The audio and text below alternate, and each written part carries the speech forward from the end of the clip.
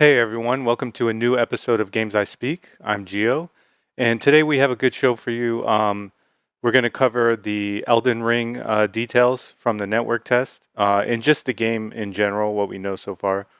We're going to cover the GTA Trilogy, Metal Gear Solid, some issues with the digital versions, the Steam Deck, and we're going to cover some Halo Infinite rumors at the end. So stick with us, and it's a good episode. Also, if you like, comment, and subscribe, that would really help us out. And if you have anything you want to share in the comments, please do so. And we like reading those, and having a conversation with the people who watch our videos. So, with that being said, let's jump right in. So, first off, there was a closed network test for Elden Ring this week. I tried to get in it. I signed up a long time ago. Um, Bandai Namco put out kind of like a form that you could fill out if you wanted to get in it. Unfortunately, I didn't get in it, and nobody I knew got in it. So all I had to do was just watch videos. But here's a good blog post on the PlayStation blog page where it kind of goes in depth of. Actually, this is pretty stupid. It goes into depth of all the different mechanics in the game. So let's look at that. So all right. So we're gonna go through each one of these and just kind of discuss it. Tough bosses. Obviously, that's a staple of From Software games. The bosses have to be difficult. They have to require lots of coordination, and they all require a lot of trial and error. So it's good that this game has difficult bosses. So common enemies hit hard. That's always also been a big thing in these games. Even the trash mobs can kill you fairly easily. So backstabs and parries, block, roll, parry, and backstab your way through combat. So yeah, those are kind of like the major combat mechanics. Me personally, I use block and roll the most, but I do try to backstab, and occasionally I'll try to parry if it's like, certain enemies in the game are so difficult. Their guard is so strong that you just have to parry them. So occasionally I'll have to parry. But yeah, I'm glad all those mechanics are in. It's going to make it easier for Dark Souls players to just pick up and play. Combat and targeting. So you're going to be able to cycle through the targets as usual, and you're going to be able to focus on one enemy at a time. Leveling up, collect runes, aka experience points, by defeating enemies and use them to level up at sites of grace. So, so I guess instead of souls, you're going to be getting runes, and instead of bonfires, it's going to be sites of grace. So yeah. Um, let's see. Guidance of grace. Shimmering trails of light extend from sites of grace, offering vague suggestions to direct your adventure towards areas of intrigue. So here you can see in this clip, you see how there's like a trail of light pointing to that site of grace. So I guess the game's going to kind of like guide you in a very loose way. You know what? It's kind of reminds me of Ghost of Tsushima, how it had the wind guide you. So this is kind of similar to that. It's a very nice, aesthetically pleasing way to kind of get the player back on track. Um, Open world. Yeah, so this is something that we talked about last week and is probably the biggest change in this game from previous Souls games. The world is large and expansive, which is awesome. That's what everyone wanted.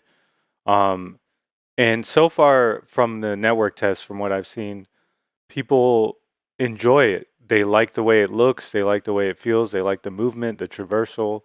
So all of that is good. All right, map. So this is a video showing what the map looks like.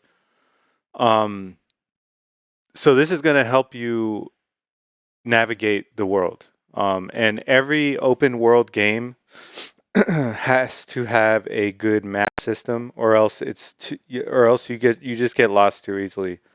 Um, and I would say any game with a complex layout, uh, you need a map system. So it's good to see the map system here. It looks kind of um, crude at the moment. I don't know if they're going to add in more uh, abilities to toggle, you know, show me all my sites of grace only, or show me, boss battles only, or show me dungeons only. Uh, so I don't see any of that on this, but oh, actually, there it says open markers menu at the bottom. Okay, so you'll probably be able to filter the different markers. All right. All inviting journey. Elden Ring contains From Software's trademark gothic castles, ominous dungeons, and foreboding enemies. However, traversing the vivid green cliff sides of the land between injects a wondrous sense of adventure. Okay. So, yeah, it's just the game is just kind of like begging to be explored. Ambient music, that's always a must in these kind of games. It kind of sets the mood. Jump. Unlike the rooted nature of past Souls game, a new leap allows you to surmount obstacles in the field. What's more, you can perform a potent jump attack.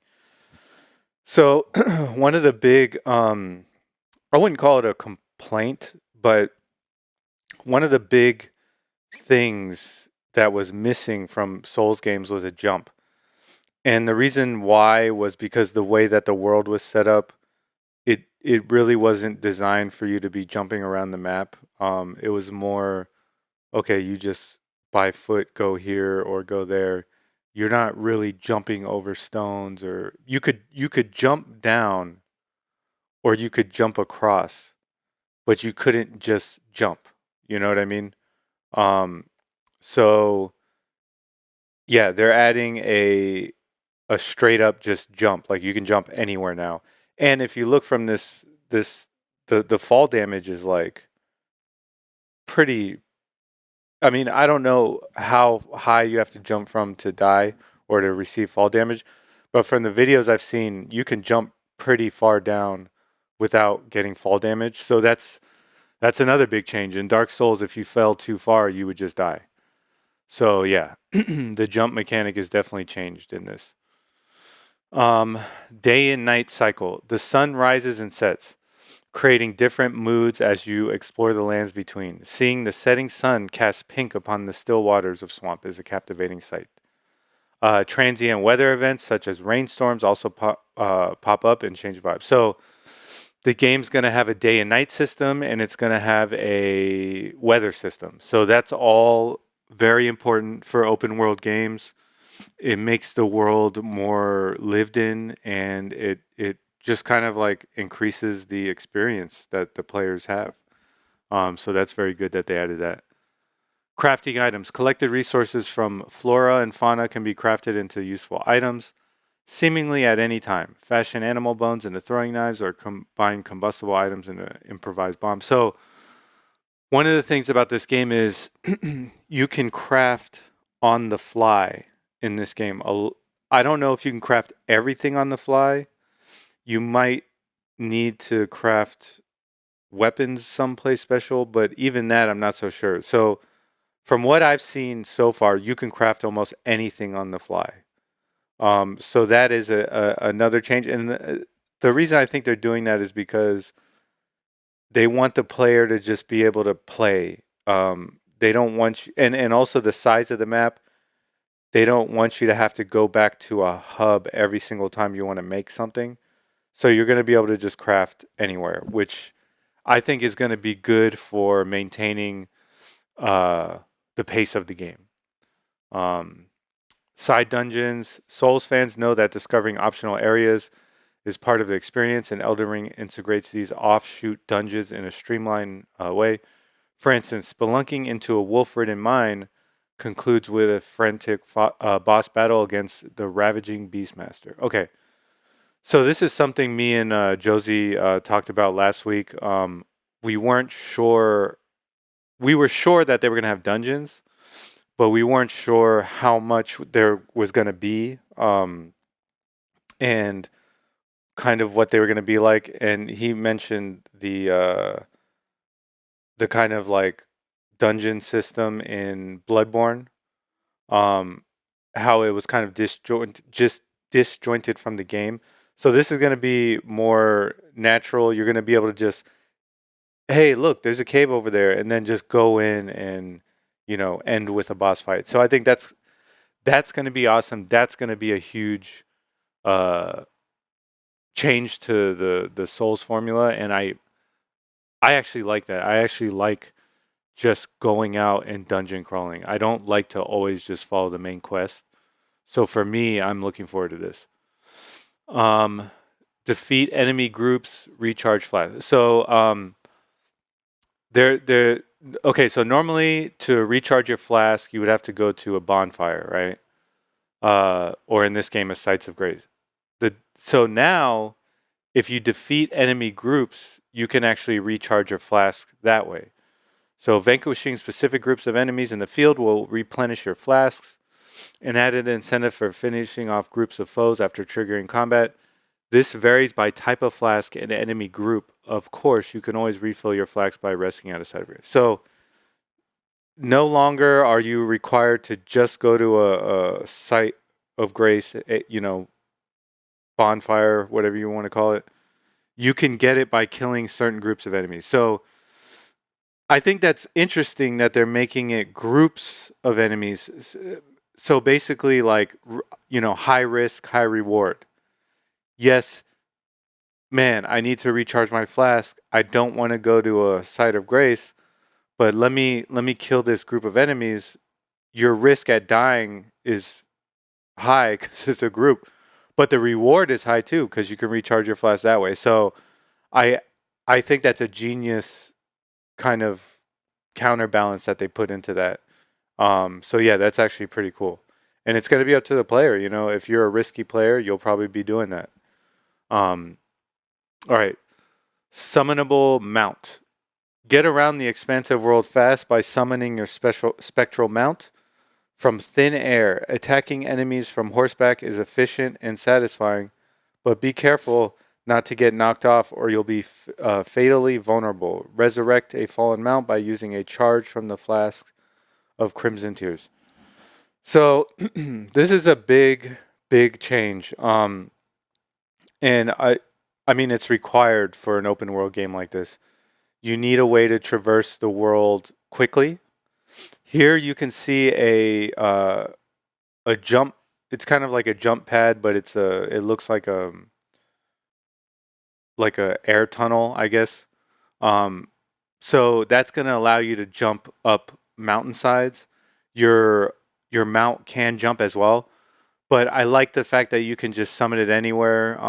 That's how games are doing it now. It's just more. It's just better for the player. Like if you have to go and take it to a stable and then go to a stable and get it later, it's just when games do that, I don't even bother with mounts. I know that sounds crazy, but I hate doing that. So I like summonable mounts, and I think that's good that they have that here. So and also it seems like you're gonna have to manage a bunch of different flasks. So Flask of Crimson Tears. I don't know if it's just for mounts, but that's interesting. Vertical exploration. While mounted, keep an eye out for. Oh yeah, that was the. Okay, it calls them updraft. Cooperative rune gathering. Good Samaritans who help friends progress in their world will be able to transfer collected runes back to their main game when done with co-op. So that's actually pretty cool. So in in past Souls games, um, when you helped a player, the benefit was mostly for that player. Especially if they were fighting a boss. they would get to kill the boss, and you would help them, but they would get most of the benefit. Here, they're saying you can go with somebody, fight, and keep the runes that you collected in that fight. So that's actually pretty cool. And that incentivizes players to kind of join another player's game, because now they're getting a benefit out of it as well. Um, so I think that's pretty cool. And I think that'll help me to kind of help other players more. Because I will admit, I didn't help other players as much as I received help. Okay. Summoning pools. These small markers are found around the lands between. Summoning pools are the only means to summon other players to help with Elden Ring's dungeons. So they're gonna have summoning pools, and then that's how you're gonna be able to summon other players. Let's see. Flask of Wondrous Physic. A new flask for customizing concoctions with unique effects. Collect and mix different elements to varying results, like a temporary stamina increase plus violent area of effect explosion. Okay, so this is crazy. They're going to even have a custom flask that you're going to be able to create your own potions for. So that's actually pretty cool. Ashes of War. Items you can collect and use to imbue elemental powers onto your weapons or grant additional abilities to the weapons, such as summoning. Okay, so this was actually Fextra Life has a good video on this where he goes through all the ones in the network test. So you should check out his channel to see that. But basically, where in the past Souls games like Dark Souls 3, you would have a weapon that would have a special ability. You can now transfer abilities to different weapons. So let's say you like the basic move set of a weapon, but you don't like its special ability. You can actually change it using the Ashes of War. So that's actually a really cool addition, and it's going to allow for some crazy PvP. Because now you're not going to be able to just look at someone's weapon and be like, okay, I know what they're going to do. Now you're going to be like, oh crap, they might have switched out to a different Ash of War, and it's going to be the first time you're seeing that combination. So that's pretty cool. Spirits. Summon some help mid-battle with a range of helpers available, featuring different abilities and attributes. A new way to call on NPC help that has helped many Souls players. So in past Souls games, you would find an NPC in the game. You would do something for them, like you would free them, or you would talk to them, and then they would help you later. You could find them later, and they would help you. Now you're going to be able to just straight up summon, and I've seen video of summoning like a bunch of they look kind of like spectral spirits or whatever. So yeah, you're going to be able to summon NPCs to basically fight for you. So that's pretty cool. I think there's going to be builds around that focus on that. So that's pretty interesting. Runaway, the open world offers more escape routes.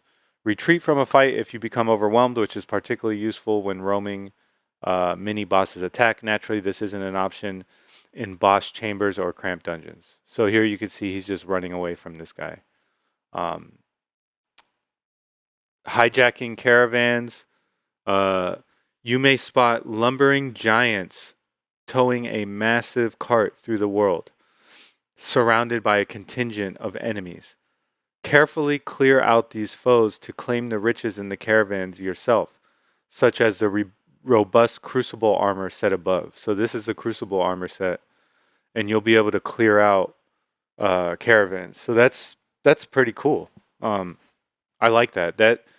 It kind of reminds me of this new thing. It's not a new thing. It's been around for a while, but just kind of optional, quests where Far Cry, you could take over the enemy map locations. Ghost of Tsushima, you could take back locations as well. This is something different, but it seems pretty interesting. Um, so yeah, that's it for that. That explains like a bunch of the changes and some of the similarities we're going to see to past Souls games. So yeah, that's a really good blog post. So yeah, there's a bunch of footage now for the network test. If you don't want to be spoiled, you're probably avoiding it. But if you don't mind seeing a lot of the stuff, check it out. There's a bunch out there and a lot of analysis going on. And from what I see, people are very happy with what they see. And the people who got a chance to be in the network test, they're very happy as well. So, there's already people who put in over 50 hours in just a small glimpse of the game. So yeah, I'm looking forward to it. I already pre-ordered the collector's edition. So yeah, and the crazy thing is, if I don't get it on time, I might be so like hyped. I might buy a digital version because I can't wait. So hopefully, I'm hoping I get my collector's edition like within a few days of the release. Because yeah. So yeah, that being said, let's move on to the next story. So this is kind of a bummer.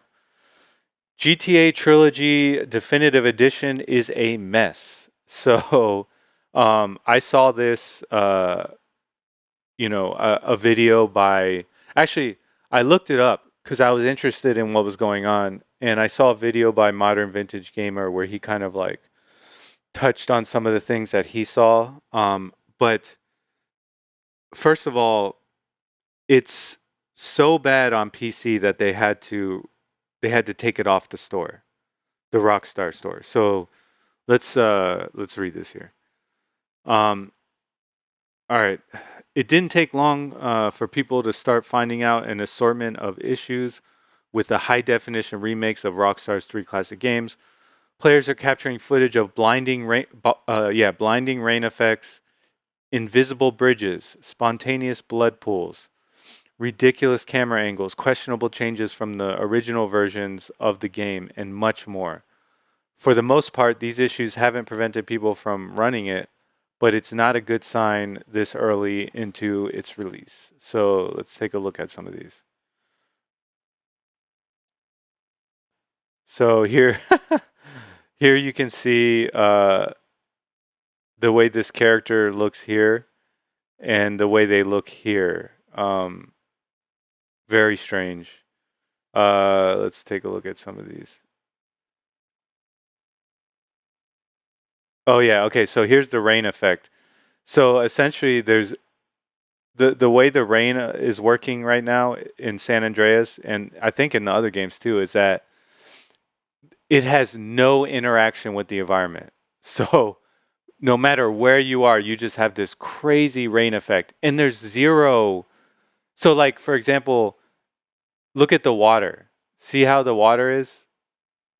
The rain isn't interacting with the water in any real way. And the same thing, Modern Vintage Gamer went under a bridge and the rain was still under the bridge. So that is a mess. Let's take a look at some other ones. The bridge over the whetstone is transparent. So yeah, you could see here a vehicle just kind of riding in thin air. Yeah, so there's a bunch of issues. The game was taken off for the PC version, and here we go. Data miner stumbled on curious developer comments and unlicensed songs in its code, which could have prompted Rockstar to halt availability of the games. GTA's trilogy transition from Rockstar's proprietary engine to the Unreal Engine hasn't gone smoothly. What's worse is that the developer removed the original version of the games from Steam last month. If you want to play these influential open world games, you'll currently have to do so wading through a pool of bugs and problems until a patch is released. So there you have it. poor quality control. They farmed this out. I'm not going to name names of the studio that worked on this, but they farmed it out. Uh, they had to port it to Unreal Engine, and it just wasn't done properly. Obviously, the QA look. The game is playable in the sense that it's not broken, right?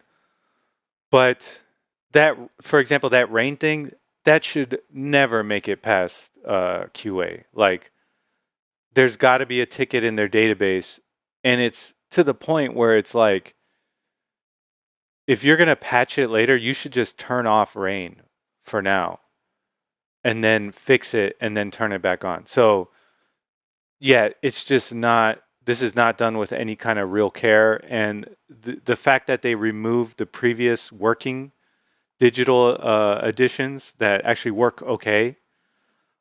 This put another point towards physical in this situation. Um, so yeah, the way I see it, if you want to play these games in the best form, you got to buy a physical version. There. So yeah, a mess, and it's not just. It's just happening all over the place. Battlefield's having issues. I mean, this has issues. It's just there's so many games that release unfinished. It's just it's crazy. I mean, we had the big issue with Cyberpunk. You know what I mean? And but obviously this isn't as big of a game, but these are games that people love and they want to play. And also let's talk about the fact that because they took down all those other digital versions, they kind of wiped out the progress of a lot of modders that fixes a lot of issues with these games. So are the modders going to work on these new versions? I don't know. They might not want to. They might want to just stick with the older versions, which if you don't have them already, you can't get them anymore digitally, right? So yeah, and some of those versions probably aren't even on physical. You would have to get the original version on physical, or maybe like a next gen upgrade. So there you have it. It's a mess. It doesn't look good, and it looks very sloppy. Just very sloppy development. Um, all right.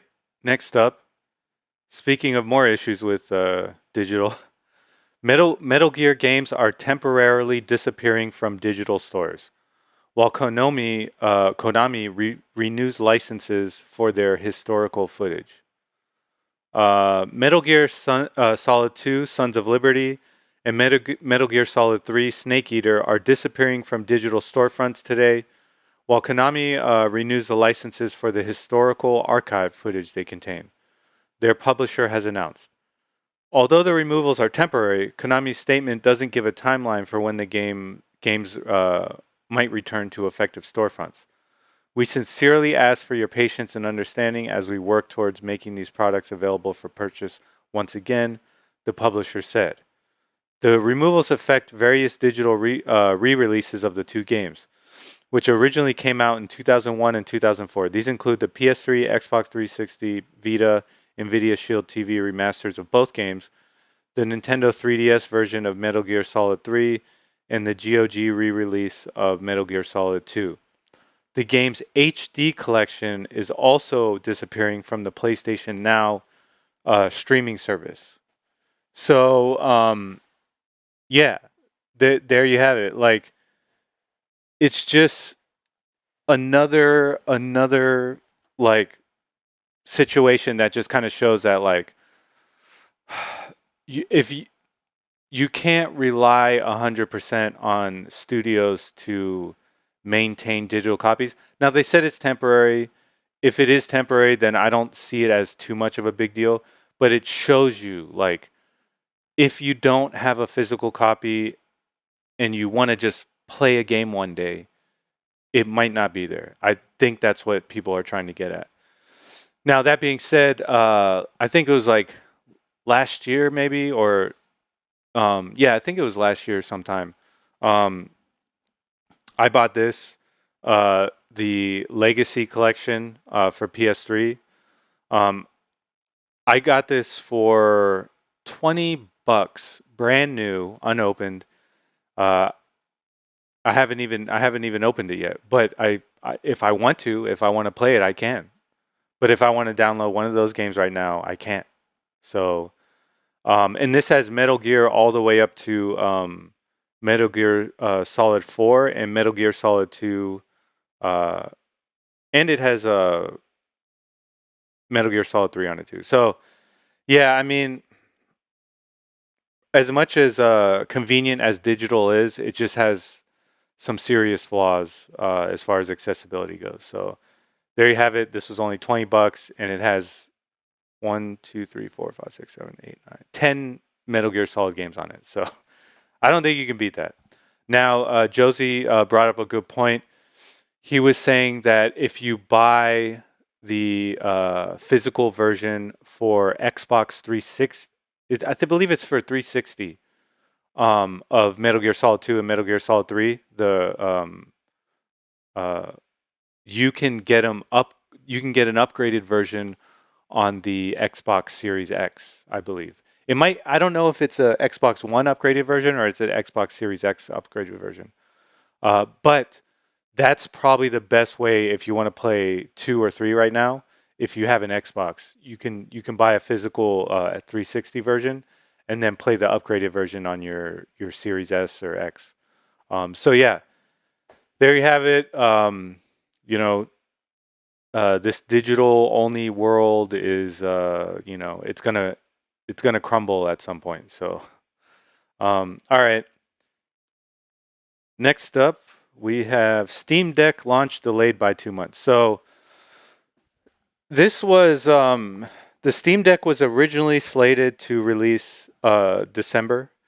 I have 2 pre-orders, one for myself and one for a friend, and I was I was hoping that my first pre-order would be in December, but it's being delayed by 2 months. So let's take a look here.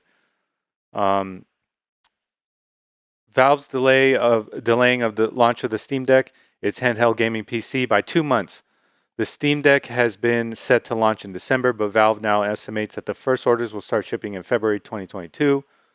We're sorry about this. We did our best to work around the global supply chain issues, but due to material shortages, components aren't reaching our manufacturing facilities in time for us to meet our initial launch dates, Valve said in a blog post. So there you have it.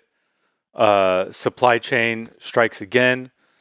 Um, this is what happens when you have a very, very globalized um, international economy where, you know, you make transistors over here, you make you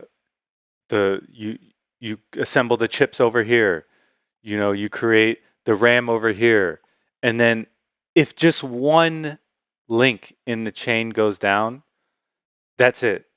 And that's what we're seeing now. So, you know, I get it. I get the argument that corporations made for setting up these very fragile supply chains to eke out some more pennies for their bottom line. But as you could see, it's just crumbling, and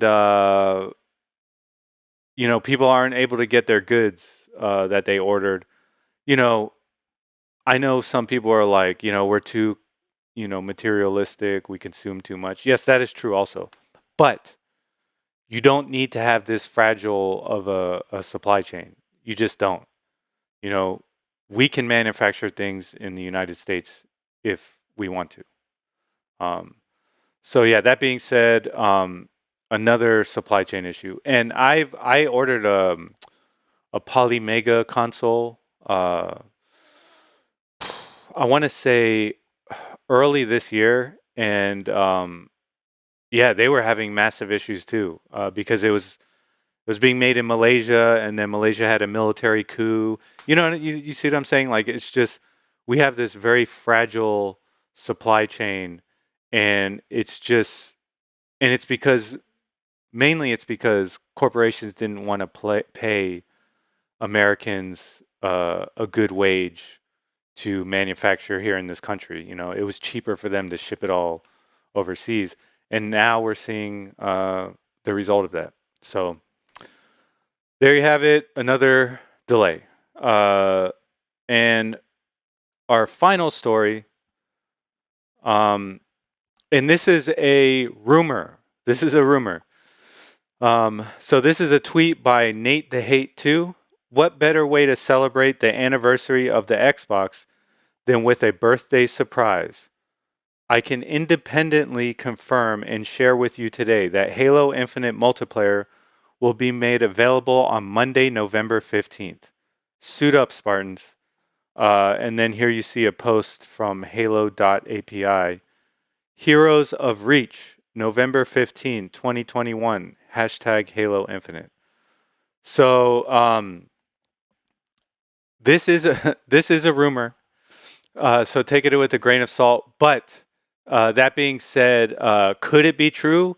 Yes, it could very much be true, because you have to remember the multiplayer and the single player are decoupled. They're shipping as two different games, essentially. I mean, they're the same game, but they're really actually two different games. So the multiplayer is going to be free to play. You can play it on PC, you can play it on Xbox, and the story mode is going to be on Xbox and PC, but that one costs money. That's like you pay full price for that. The multiplayer is free. So I'm telling you, if this is true, if Halo Infinite multiplayer launches Monday, I will be playing that game all week and probably into the Thanksgiving holiday. So I am excited. I hope this is true, because it would be a perfect time to launch the multiplayer for Halo. Like I said, Battlefield's having issues right now. I know some people are playing Call of Duty Vanguard, but I gave up on the Call of Duty franchise a long time ago. So it would be nice to have a kind of like OG style Halo game that is not a battle royale. And props to 343 for not putting battle royale in the game. I know some kids were complaining that the game's going to fail because there's no battle royale, but who cares? I mean, there's other modes. Battle royale is not the only mode for a game. You know, a similar mode is King of the Hill, which Halo does very well. So yeah, that's it for this week. If you like I said, if you like any of these videos, please like, comment, subscribe. Let us know what you think about any of these topics. I try to read as many comments as I can, and I try to respond to as many as I can. But yeah, thank you everyone, and we'll see you next week. Hey everyone, thanks for listening to this episode of Games I Speak. If you liked the episode, please like and subscribe, and we'll see you all next time.